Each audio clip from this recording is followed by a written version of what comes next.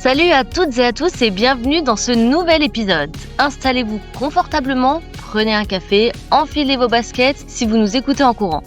Aujourd'hui, on va parler d'un concept qui va sérieusement bousculer nos habitudes de marketeurs biberonnés à la data. On va remettre un peu de chaleur humaine et de collectif dans nos algorithmes. Et pour m'accompagner dans cette émission, j'ai le plaisir de retrouver Olivier, notre expert préféré en stratégie marketing. Salut Olivier! Salut Karen, bonjour tout le monde. Très heureux d'être là pour secouer un peu nos certitudes et parler d'humain aujourd'hui. Alors, Olivier, quand on a préparé l'émission, tu m'as annoncé qu'on allait parler de marketing tribal. Je t'avoue que sur le coup, je t'ai imaginé avec une lance, un pagne en train de chasser le mammouth. C'est quoi cette histoire de tribu en plein âge d'or, de l'intelligence artificielle et du digital ? Non, c'est vrai que le mot tribu sonne un peu préhistorique. En fait, ça nous vient d'un sociologue français super connu qui s'appelle Michel Maffesoli et qui a théorisé ce besoin fondamental qu'on a tous de se regrouper. On a longtemps cru qu'avec le monde moderne, la technologie, on allait devenir des individus ultra libérés, solitaires, rationnels, et c'est ce que l'approche nord-américaine du marketing a toujours pensé. Mais c'est tout l'inverse qui se produit en fait. Plus on est isolé derrière nos écrans, plus on ressent ce besoin viscéral de recréer du lien et de s'associer autour d'émotions ou de passions partagées. C'est une vision très latine de la société. On est en pleine recomposition sociale. Ok, mais en quoi c'est si différent de ce qu'on fait tous les jours ? Enfin, je veux dire, la segmentation classique, le fameux, tu sais, femmes, 30, 40 ans, CSP+, urbaine, c'est déjà un groupe, non ? Et puis, le marketing relationnel nous promet de créer du lien depuis des années. Alors, c'est là qu'il faut faire en fait une vraie gymnastique mentale. La segmentation classique, elle regroupe des gens qui se ressemblent sur le papier, mais qui ont en fait aucune interaction entre eux. La tribu, c'est tout l'inverse. Tu peux avoir dans la même tribu un grand PDG du CAC 40, 50 ans, et un étudiant fauché de 20 ans, mais qui font partie de la même tribu parce qu'ils ont tous les deux la même passion pour le skateboard ou qui sont tous les deux accros au rétro gaming. Pour ce qui est du marketing relationnel, le relationnel, dopé par nos CRM et l'IA, cherche à créer un lien vertical entre la marque et le client. L'approche tribale, elle vise un lien horizontal. La marque ne cherche plus à se lier au client, mais elle cherche à faciliter la relation entre les clients eux-mêmes. L'objectif, c'est la communauté. Le produit, ça n'est plus qu'un prétexte. OK, j'aime bien cette idée de produit prétexte. Et donc, si je te suis, le produit devient juste une excuse pour se retrouver entre potes. C'est exactement ça. Il y a une phrase magique que tu dois retenir en marketing tribal, c'est le lien importe plus que le bien. Les produits ont ce qu'on appelle une valeur de lien. Je vais te donner un exemple génial. L'appareil photo, Lomo. L'homo, tu veux pas dire Lumix plutôt? Non, non, c'est bien Lomo, ce vieux truc soviétique qui fait des photos toutes floues. Et plus précisément le LCA, ou Lomo Compact Automat, en russe, parce que je parle aussi le russe. L'histoire, elle remonte au début des années 90, c'est assez marrant. Tu as des étudiants autrichiens qui se baladent à Prague et qui trouvent dans un vieux marché aux puces tout pourri ce petit appareil photo qui ressemble à rien. Il y a pas de mise au point, il y a pas de flash, il y a une qualité soviétique qui est très médiocre. Mais ils ramènent ça à Vienne, ils prennent des photos jugées pendant des soirées et le résultat est flou, déformé, mais super fun. Et là, les types sentent le potentiel des images très aléatoires et ils font la Lomographic Society International, convainquent le directeur de l'usine Lomo de reprendre la production du petit LCA et en très peu de temps, ils fédèrent toute une communauté autour de ce petit objet low-tech, crée une immense tribu qui fait des Lomo Worlds géants avec des milliers de photos. Et aujourd'hui, Lomo il a des ambassadeurs partout dans le monde, de Cuba au Japon. Le Lomo ne se vend pas pour sa qualité photo, il se vend parce qu'il crée un sentiment partagé d'appartenance, une excuse pour communiquer et faire de l'art de manière totalement anarchique. C'est fou ça. Mais comment on fait concrètement pour repérer ces tribus aujourd'hui? On va pas aller dans la rue à la recherche de gens avec des appareils russes. Comment nos outils digitaux nous aident? En fait, c'est là que le digital est notre meilleur espion. On fait de l'observation ethnographique digitale. Les tribus, elles les tracent partout sur Internet. Et en fait, on utilise une métaphore visuelle très sympa, c'est le trèfle tribal. J'aime bien les trèfles, ça porte bonheur. Mais comment il marche ton trèfle? Alors, imagine un trèfle à 4 feuilles, celui qui porte bonheur. Tu as une partie visible et une partie invisible. Du côté visible, on va observer les rassemblements physiques ou digitaux, comme les gros événements ou les hashtags massifs sur TikTok. Et on va aussi observer les institutions, comme les groupes Facebook, les serveurs Discord ou les assos. Du côté invisible, par contre, tu vas analyser les pratiques quotidiennes, c'est-à-dire comment les gens utilisent vraiment le produit, et on va étudier aussi l'imaginaire, comme les grandes valeurs ou les tendances qui flottent dans l'air et que parfois tu arrives à capter.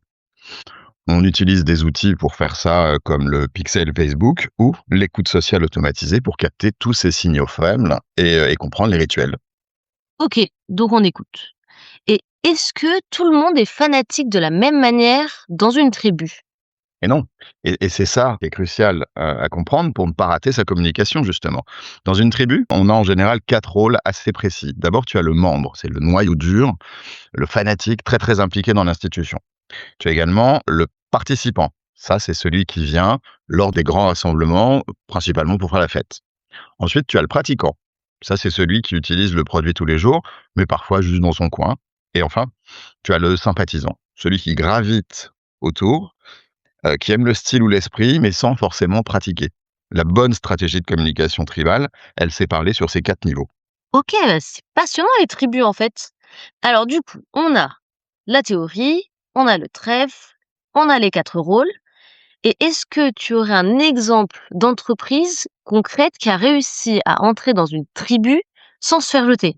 Parce que j'imagine que ça peut être mal vu pour une marque de débarquer avec ses grands sabots comme ça.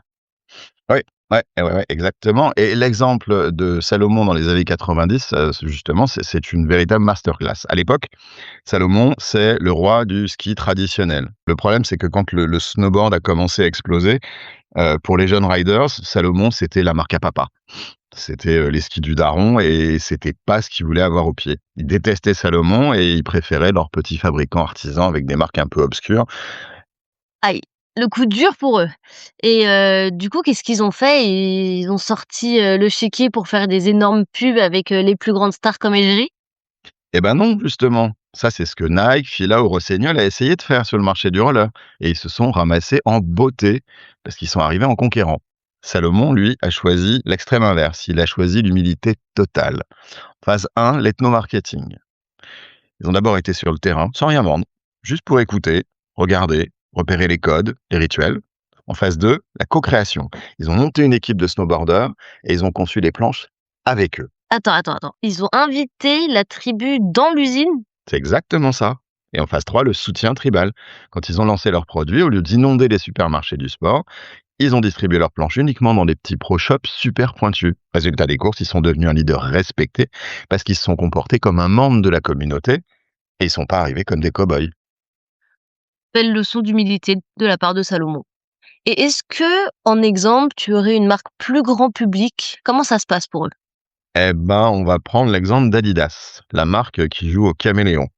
Ce qui s'est passé, c'est qu'ils ont réalisé qu'il n'y avait pas une grande famille Adidas, mais beaucoup de petites sous-tribus dans ce grand espace créé par la marque.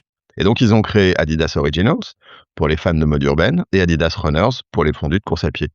L'astuce, c'est de ne jamais mélanger les discours entre eux. Sur TikTok, par exemple, qui est un réseau très jeune, Adidas ne parle que de streetwears, avec les codes, la musique et les influenceurs propres à la culture hip-hop. Pour les runners, en revanche, ils organisent des compétitions physiques entre quartiers avec des influenceurs sportifs. Ils s'adaptent parfaitement au langage de chaque clan. Ils sont très forts, très très forts. D'ailleurs, en parlant de trucs forts et de stratégie de clan, on a discuté d'un cas hallucinant en préparant l'émission, la cérémonie d'ouverture des JO avec Aya Nakamura. En quoi c'est du marketing tribal, ça? Ah, ça, c'est du marketing affinitaire de très, très haut vol. Le marketing tribal, en fait, adore jouer sur le clivage. Une tribu a besoin de s'opposer à quelque chose pour exister. Aya Nakamura, c'est l'artiste francophone la plus écoutée au monde, mais elle est extrêmement critiquée, notamment par la droite et l'extrême droite, qui disaient qu'elle ne représentait pas la France. Je m'en souviens très bien de ça, ça criait sur tous les plateaux de télé et c'était le débat inévitable à la machine à café tous les jours pratiquement. Absolument. Et c'est là le génie des équipes des JO. En fait, ils ont laissé fuiter l'info qu'elle allait chanter du Piaf. Ça a fait un bad buzz énorme et ça a créé des affrontements violents entre les pour et les contre. Mais ce que ça a fait, en fait, c'est que ça a soudé de manière indestructible une immense tribu autour d'elle. Une tribu qui partage des valeurs de diversité et de modernité. En gros, ça a forcé les gens à choisir leur camp entre pour ou contre. Exactement. Et l'apothéose, c'est quand elle sort sur le pont des Arts, tout habillée en or, pour chanter du Aznavour avec la garde républicaine devant l'Académie française. Elle a fait un pied de nez monumental à ses détracteurs. Mais le résultat de cette stratégie de clivage, un pic d'audience historique à plus de 31 millions de téléspectateurs. La tribu s'est rassemblée devant l'écran pour défendre son artiste. Et ça, c'est la preuve ultime qu'assumer ses valeurs éclivées est plus puissant que d'essayer de plaire tièdement à tout le monde. C'est brillant. J'aime énormément ton analyse là-dessus. Bon, Olivier, on arrive dans la dernière partie de notre podcast. Si un chef d'entreprise nous écoute et qu'il a bien observé son trèfle tribal, qu'il veut se lancer, quels sont les pièges mortels à éviter? Parce qu'on ne dupe pas une tribu si facilement. Tu as tout à fait raison.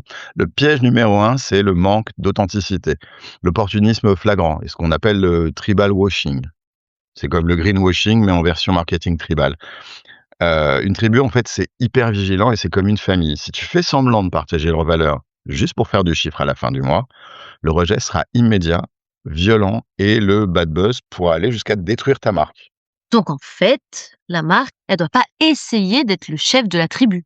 Surtout pas. Et ça, c'est le deuxième piège, se positionner en leader autoritaire. La marque, en fait, doit descendre de son piédestal. Elle est plus le centre du monde, elle devient juste un facilitateur, un membre actif de la communauté. Il faut miser 100% sur l'intelligence collective et la co-création. Regarde Lego. Lego a créé les Lego Ideas. Ils laissent en fait leur communauté proposer et voter pour les futurs produits. Ou GoPro, par exemple, qui fait ses pubs uniquement avec des vidéos amateurs de ses clients. Mais du coup, Olivier, pour un directeur marketing classique, ça veut dire accepter de perdre totalement le contrôle sur son produit. Et c'est la chose la plus difficile à accepter, oui. Oui, oui, il faut lâcher prise. On n'est plus dans une relation marchande froide. On rentre dans un système d'échange social, presque de dette mutuelle, émotionnelle avec la tribu. Et l'entreprise doit être fidèle à ses clients et à leur rite, et non l'inverse. Si tu veux tout contrôler, tu tues l'authenticité et tu perds la tribu. Eh bien, c'est une belle leçon d'humilité pour toutes les marques. Olivier, si tu devais nous résumer notre belle discussion d'aujourd'hui en une phrase pour nos auditeurs, comment tu ferais? Eh bien, je dirais qu'il faut urgemment arrêter de voir les consommateurs comme des lignes dans un fichier Excel ou des cibles isolées à bombarder de pubs. En fait, je leur dirais: «Utilisez le digital pour écouter, asseyez-vous avec vos consommateurs, comprenez leurs passions, créez des produits qui ont une vraie valeur de lien et souvenez-vous toujours, le lien importe plus que le bien». Le lien importe plus que le bien. C'est parfait pour conclure. Un immense merci Olivier pour cette plongée fascinante et hyper détaillée dans le monde des tribus. Merci à toi Karen, c'était un vrai plaisir de pouvoir aller au fond des choses avec toi. Et merci à vous tous pour votre écoute et on espère que cette émission vous aidera à fédérer votre propre tribu. N'hésitez pas à partager l'épisode à vos réseaux. On vous retrouve très vite. Salut tout le monde!